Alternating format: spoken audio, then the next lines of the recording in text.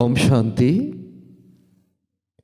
आज के 12 डिसेम्बर 2025 राजयोग पाठशालार पक्ष थेके ईश्वरीय भाई बोनदेर जानाई अनेक अनेक शुभेच्छा अभिनंदन। आजकेर आलोचना ईश्वरीय ज्ञान मंथन। এই জ্ঞান মন্থন ईश्वरीय ज्ञानेर तरंगके आमादेर जीवने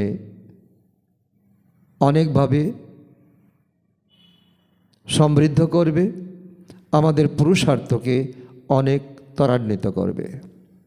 आमरा ज्ञानेर विभिन्न पॉइंट आलोचना करब, प्रश्न उत्तरे ताके जानबो देखब एवं आजकेर जे आमादेर आत्मार खोराक तार उपरे आमरा कमेंट्री करब। तो आमरा मनोयोग दिए पुरो ज्ञान मंथन के आमरा अनुभव करब, जाते सारा दिन किछु पर पर जाते आमरा विभिन्न पॉइंट के आमरा सामने आनते पारी एवं मायार हाथ थेके निजेके आमरा रक्षा करते पारी एवं धीरे धीरे आमरा कर्मातीतेर दिके आमरा एगिए जेते पारी। संगम जुगे आमादेर अनेक बड़ो लटारी प्राप्त हयेछे। आमरा परमपिता परमात्मा ईश्वरेर हाथ आमादेर माथार ऊपर आमरा अनुभव करी आमादेर हिरेतुल्य जीवन। এই संगम जुगे सत्य पितार काछ थेके आमरा सत्य उत्तराधिकार प्राप्त करছি।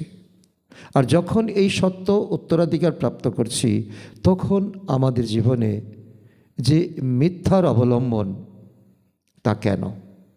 कारण मिथ्या आमादेरके शिखिয়েছে माया रावण। जखन एखन रावण थेके आमरा निष्कृति पेते चाই, रावणके आमादेर जीवन थेके आमरा विदाय दिते चाই, ताहले सत्येर आश्रय आमरा अवश्यई नेब। बाबा बार बार बोलेছেন যে सत्येर नौको हेलबे डुलबे कखनो डुबबे ना, और मिथ्यार नौको तो एकबार डुबले और उठबे ना। तो आज के এই सत्य उत्तराधिकार सत्य पितार थेके निते गेले आमादेर कोन पुरुषार्थ करते हबे? प्रथमे आमादेर देहभान आमादेर थेके मिटिए फेलते हबे। आमादेर देहभान थेके आत्मिक अभिमान देही अभिमानी ओ निराकारी अवस्थार पुरुषार्थ करते हबे। जे निराकारी हये आमरा एसेछि, निराकारी हये कर्मातीत हये आमादेर घरे जेते हबे। और एर जन्य आमादेर निश्चय बुद्धि हवा एकान्त प्रयोजन। निश्चय बुद्धि बाबा बार बार बोले निश्चय बुद्धि विजयन्ती संशय बुद्धि विनाशन्ती। और निश्चय बुद्धि हले आमरा मायार ऊपर आमरा अवश्यई जय प्राप्त करते पारबो। माया जीत जगत जीत। और मायाते हारले आमरा এই ईश्वरीय जीवन के आमरा हारिए फेलबो। तो देही अभिमानेर अभ्यास करते प्रथमे आमादेर जे जागृति जे समान आमी श्रेष्ठ आत्मा दुई भ्रुजगलेर माझखाने थेके आमी निजेके देखछि। देहेर दिके दृष्टि যত कम হবে ততই যোগশক্তি বাড়বে। এটা পিতা परमात्मा सब समय आमादेरके स्मरण करिए दिच्छेन। सत्य ज्ञान सत्य पथ सत्य उत्तराधिकार एकमात्र এই सत्य पिता যখন ब्रह्मार शरीरे आसेन और तखनই আমরা सत्य पितार থেকে তা আমরা उत्तराधिकार सूत्रे लाभ करी। 2500 বছর माया रावण आमादेर तो आमादेरके घुरिয়েছে, কলুর বলদের মতো আমাদেরকে ঘুরিয়েছে। কখনো যজ্ঞ জপ তপ কখনো তীর্থযাত্রা, কখনো অন্ধ কুসংস্কারে আমরা আটকে আমাদের জীবন আমরা ব্যতীত করেছি।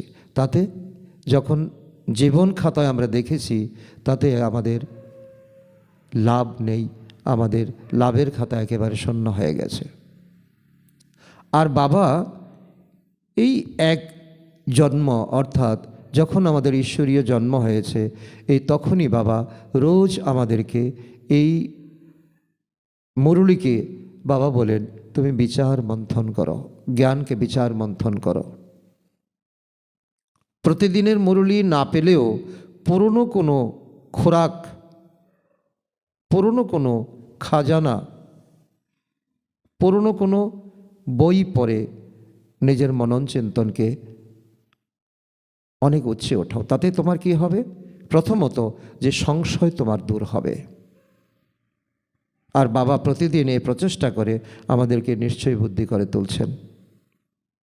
আর নির্বিকারী হওয়ার জন্য আমাদের পুরুষার্থ করতে হবে, আর তার জন্য নিরন্তর চেষ্টা করতে হবে যে আমরা যখন খাবার খাই, আমরা যখন কর্ম করি, কারণ ঈশ্বর পরমপিতা বলছেন তোমরা কর্মযোগী, হাতে কাজ করো আর মনে পিতা পরমাত্মাকে স্মরণ করো। আর নিরন্তর অভ্যাস করতে হবে কোনো না কোনো টপিক নিয়ে, কোনো না কোনো পয়েন্ট নিয়ে, আর বারবার নিজের প্রদীপকে দেখতে হবে আমি ভ্রকুটিতে বসা আত্মা, আমি কি জল করছি না নিভু অর্থাৎ টিমটিম করছি। সামনে আসা কোনো ব্যক্তি তাকে দেহরূপে নয়, তাকে আত্মারূপে দেখা, আত্মার সঙ্গে কথা বলা। দেহের দৃষ্টি না দেওয়া, আমি আত্মা তুমিও আত্মা, এই অভ্যাস একেবারে দৃঢ় করা। ঘরে, বাইরে, সংসারে, দপ্তরে, অফিসে, যেখানেই যে আমার সামনে আসে তাকে আত্মরূপে দেখার অভ্যাস করা। মায়া শতক্রোশ দূর থাকবে। বাবা মাঝে মধ্যে বলেন যে এই সৃষ্টি চক্রের এই আদিমধ্য জ্ঞান তোমার মধ্যে আছে, আর এই চক্রকে যদি তুমি ঘোরাও তাহলে তুমি চক্রবর্তী রাজা হবে। আর পূজ্য এবং পূজারীর জ্ঞানকে এই সময় এই সঙ্গম যুগেই আমরা স্পষ্টরূপে বুঝতে পারছি। পূজ্য দেবতারাই পরে পূজারী হয়, তাও আমাদের বাবা স্পষ্ট করছেন। আর এখন বাবা বলছেন যতটা তুমি বুঝতে পারছো ততটা তুমি বাইরে গিয়ে কখনো তুমি প্রদর্শনী করো, কখনো তুমি ভাষণ করো, কখনো তুমি বিভিন্ন বর্গের সেবাতে বিজি হয়ে তুমি নিজের কর্মভোগকে চোক্ত করো এবং এই বিশ্বের কল্যাণ করো।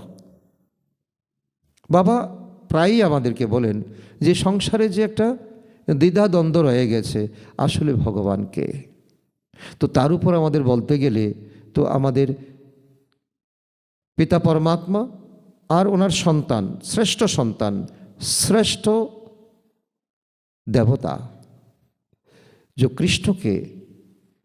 কৃষ্ণকে সারা দুনিয়ার মানুষ ভগবান মনে করেন। তো আমাদের তার উপর আলোকপাত করতে হবে।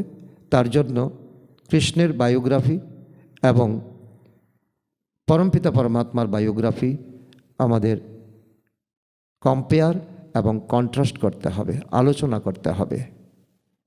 আর যত আমরা আলোচনা করব তত মানুষের মধ্যে একটা বিশ্বাসযোগ্যতা আসবে যে কৃষ্ণ ভগবান বারবার বলেন উনি সত্যযুগের ফার্স্ট প্রিন্স। এই সঙ্গম যুগে তিনি অনেক পুরুষার্থ করেছেন। তিনি দাদা লেকরাজ হয়ে তিনি ব্রহ্মা হয়েছেন এবং এই সময় কলিযুগের শেষ মুহূর্তে তিনি প্রজাপিতা হয়েছেন। সমস্ত এই দুনিয়ার দায়িত্বভার নিজের কাঁধে নিয়েছেন। তন মন ধন তিনি যজ্ঞেতে সমর্পিত করে তিনি ট্রাস্টি করে দিয়েছেন। তো এই যে ত্যাগ, তো এই যে ডেডিকেশন, এই যে তপস্যা। তো সেই জন্য শিব বাবা বারবার বলেন যে ফলো করো তো ব্রহ্মাকে ফলো করো। তো এই কৃষ্ণ আসলে শরীরধারী, তিনি সঙ্গম যুগেও তিনি শরীরধারী, শতযুগেও তিনি শরীরধারী, আর বাস্তবে যে জ্ঞান প্রাপ্ত করে তিনি সর্বশ্রেষ্ঠ দেবতা হয়েছেন। তো এই জ্ঞান প্রদানকারী হলেন শিব বাবা, একমাত্র এই ঈশ্বর পরমপিতা পরমাত্মা, যিনি সৃষ্টিচক্রে আসেন না। তিনি এই পরমধাম থেকে তিনি সব কিছু তিনি অবলোকন করেন, আর এই সঙ্গম যুগে এসেই তিনি আমাদের আদি মধ্য অন্তের জ্ঞান প্রদান করেন, যেই জ্ঞানে টৈটম্বুর হয়ে আমরা ষোলকলা সম্পন্ন সর্বগুণ সম্পন্ন আমরা হই। বাবা বলেন যে ভক্তিমার্গে বিভিন্ন প্রকারের যোগের আলোচনা হয়, তার মধ্যে হর যোগকেই মানুষ বেশি প্রাধান্য দেয়। আর জ্ঞান মার্গে হলো রাজযোগ, আত্মাকে সম্পূর্ণ জেনে, পিতা পরমাত্মাকে সম্পূর্ণ জেনে আত্মা পরমাত্মার সংযোগে আসা। তো এই যে রাজযোগ, তার থেকে বিশাল প্রাপ্তি, জন্ম জন্মান্তরের বিকর্মকে বিনাশ করা, পাপকে বিনাশ করা, বর্তমান সময়ে নিজের জীবনকে হিরে তুল্য করে দেওয়া। আর বিশ্লেষণ করলে দেখা যায় ভক্তি হলো দীর্ঘমেয়াদী এক প্রসেস। কারণ বিভিন্ন দেবী দেবতার পুজো করা, যজ্ঞ করা, তপ করা, কষ্ট করে পাহাড়ে উঠে দেবী দেবতাদের দর্শন করা, জ্ঞান কিন্তু তার তুলনায় অনেক সহজ। কিন্তু এই জ্ঞান সহজ হলেও তো জ্ঞানের আধারে যে যোগ স্মরণ, এটাই হলো পরিশ্রম, এটাই হলো কঠিন। আর ভগবান বলছেন যে তুমি যে মানুষের মনের মধ্যে যে অন্ধকার জমা হয়ে আছে, বিভিন্ন কুসংস্কার জমা হয়ে আছে, তো এই জ্ঞানের আধারে তুমি তাকে সমাপ্ত করতে পারবে। তার মধ্যে প্রথম কথা হলো গীতার ভুল ব্যাখ্যা চলে আসছে। কারণ গীতাতে যখন পিতার পরিবর্তে পুত্রের নাম দেওয়া হয়েছে, কৃষ্ণ ভগবানুবাচ, তাও রাখা হয়েছে ব্র্যাকেটে, আর সেখান থেকেই মানুষের ভুল শুরু হয়েছে। জীবনের সিদ্ধান্ত কখনো আমাদের মেলেনি এবং মেলবেও না। আসলে নিরাকার ভগবানই হলেন গীতা জ্ঞানদাতা। যখন আমরা শুদ্ধের কাছে আসি, অর্থাৎ সত্যের কাছে আসি, তখন আমাদের জীবনও একটা মিথ্যা থেকে সত্যে পরিণত হয়ে যায়, অন্ধকার থেকে আলোতে পরিণত হয়ে যায়। বাবা প্রায় সময় আমাদের বিভিন্ন সম্মান দিয়ে বা বিভিন্ন টাইটেল দিয়ে তো আমাদেরকে নেশা চড়ান, যে যেমন বলেন তোমরা স্যালভেশন আর্মি, উদ্ধারকারী সেনা। আমাদের কাছে কোনো অস্ত্র নেই, আমাদের কাছে কোনো গোলাবারুদ নেই, কিন্তু স্বয়ং ভগবান বলছেন তুমি এই জগতের উদ্ধারকারী, তুমি মুক্তি সেনা, তুমি স্যালভেশন আর্মি। আর তাহলে এই স্যালভেশন আর্মি নিজেকে তো মুক্ত করবই, সারা দুনিয়াকে মুক্ত করব, এবং এই দুনিয়া এখন তমপ্রধান হয়ে গেছে, তাকে এখন সত্যযুগ দুনিয়াতে পরিণত করব।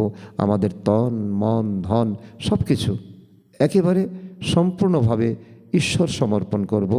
তো আর তার জন্য আমাদের দরকার দেহ অভিমানকে পরিত্যাগ করে দেহি অভিমানী হওয়া। যদি জীবনের কোনো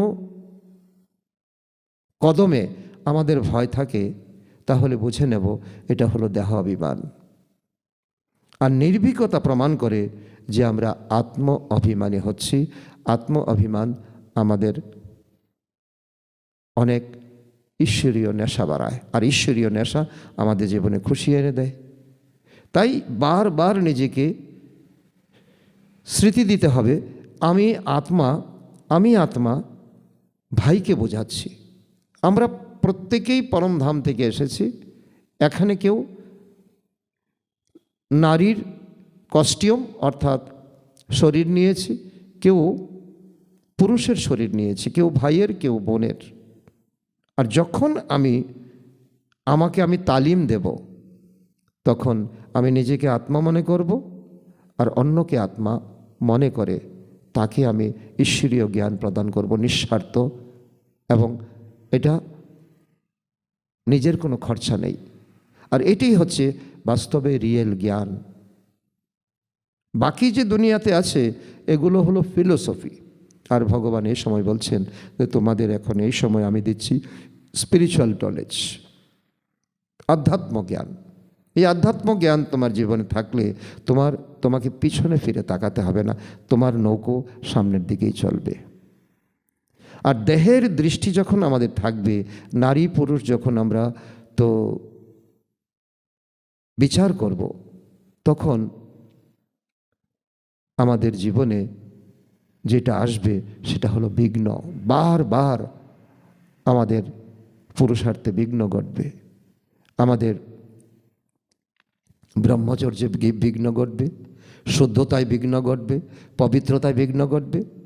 আর যখন আমি সারাদিন আত্মিক দৃষ্টিতে থাকব, তখন আমার মধ্যে নির্বিকারিতা আসবে। কর্ম ইন্দ্রিয় দিয়ে কোনো বিকারে আমি লিপ্ত হবই না।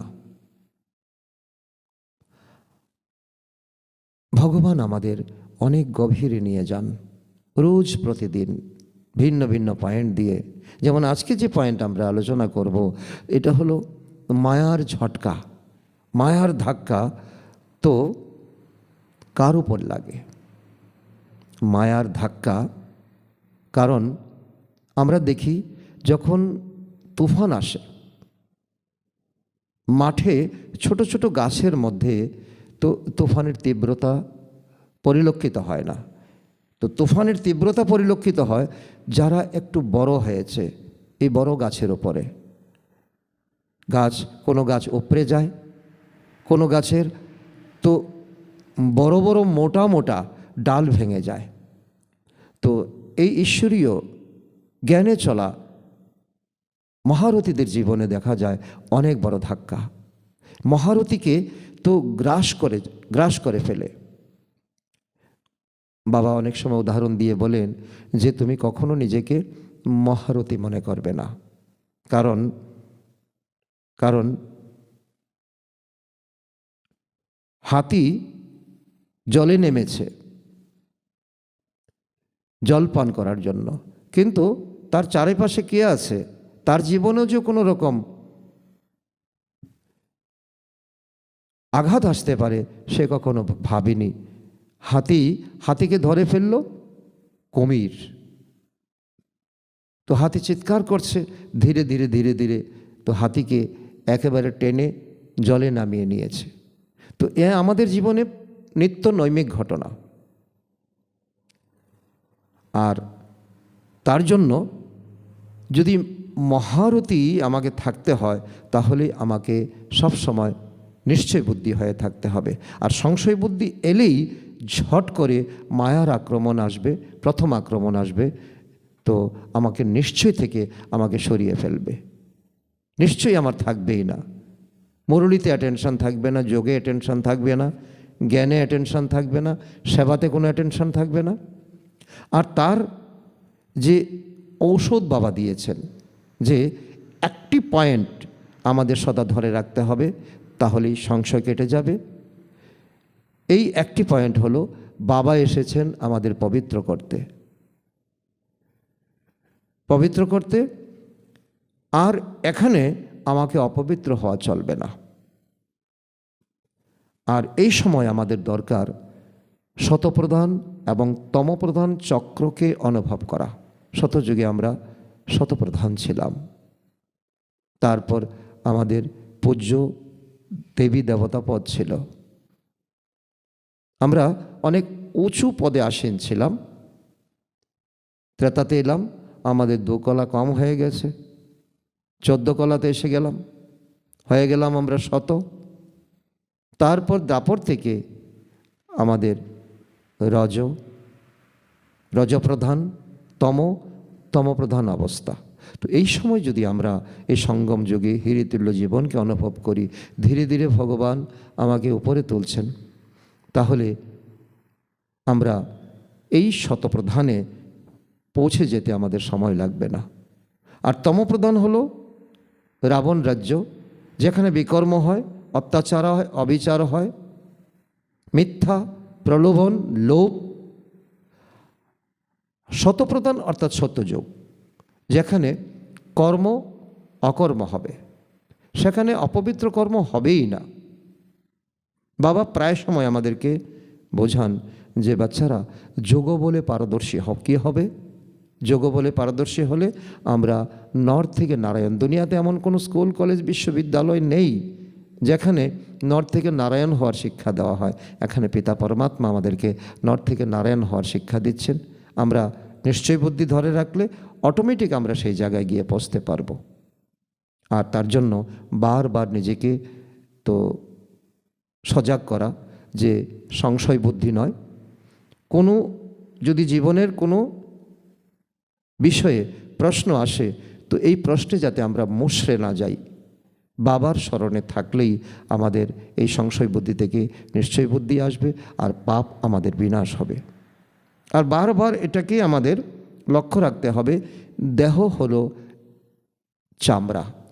এই চামড়াকে কে দেখে? চামার। বাবা বলে কি, চামড়াকে দেখার অভ্যাস করলে তুমি চামার হয়ে গেলে।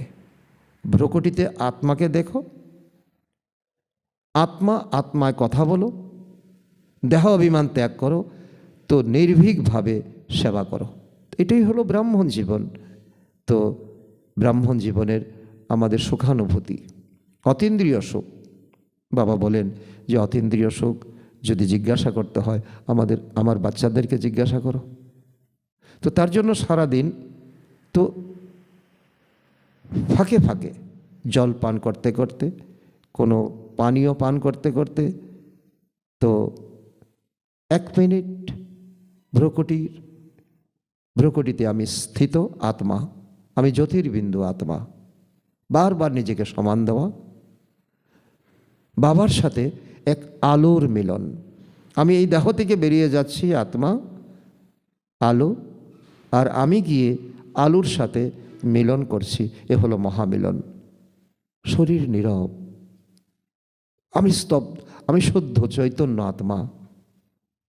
আর বাবা বারবার বলেন, তো এইভাবে সময় বের করে করে নিজেকে আত্মা মনে করে আলোর সাথে আলোর বিনিময় করো, আলোর সাথে আলোর তো মহামিলন করো। তো বাবা প্রতিদিন আমাদেরকে বরদান দেন। যেমন আজকের বরদান হলো মায়া প্রুফ। কারণ আমরা ওয়াটার প্রুফ দেখেছি, ফায়ার প্রুফ দেখেছি, তো এখন মায়া প্রুফ হতে গেলে তো আমাদের, কারণ একটা বরদান পেতে মুনি ঋষিরা শত শত বৎসর ধ্যান করেন, তপস্যা করেন। বাবা প্রতিদিন আমাদেরকে আমরা অনুভব করব যে বাবা আমার মাথায় হাত রেখে বাবা আজকে আমাকে বরদান দিচ্ছেন। বাবার নিঃস্বার্থ প্রেমে যিনি লাভলীন, তাকে মায়ার আঘাত স্পর্শ করতেই পারবে না। এক বাবা, দ্বিতীয় আমি, তৃতীয় আর কেউ নেই। এটাই হলো আধ্যাত্মিক জীবনের সবচেয়ে উঁচু কথা। আর এই মায়াপ্রুফ হতে গেলে আমাকে ন্যাড়া পেয়ারা হতে হবে, যেমন ব্রহ্মা বাবা। অর্থাৎ পৃথক এবং প্রিয়, প্রিয় হয়ে কর্ম করলে আমার জীবনে ঘটে যাওয়া যে কোনো জিনিস সেকেন্ডে আমি ফুল স্টপ লাগাতে পারবো। আর এই ডিসেম্বর মাসে বাবা ইশারা দিচ্ছেন যে কর্মাতীত হওয়ার ধন লাগাও, কারণ কর্মাতীত হয়ে আমাদের ঘরে যেতে হবে। তো আত্মা মালিক, ইন্দ্রিয় কর্ম করে, কারণ আমি মালিক, কর্মচারী দিয়ে কর্ম করিয়ে নিচ্ছি, কর্তা ভাব নয়, অবজারভার হয়ে কাজ করানো অত্যন্ত বড় স্থিতি। জ্ঞানে কে কত পুরানো এটা বড় কথা নয়, স্থিতি হচ্ছে বড় কথা। কোনো সম্বন্ধে আসা নয়, কোনো বন্ধনে আসা নয়। আমি নির্বন্ধন আত্মা, আমি আত্মা, দেহ নই। বারবার নিজেকে এই সমান দেওয়া, এই প্র্যাকটিস করা।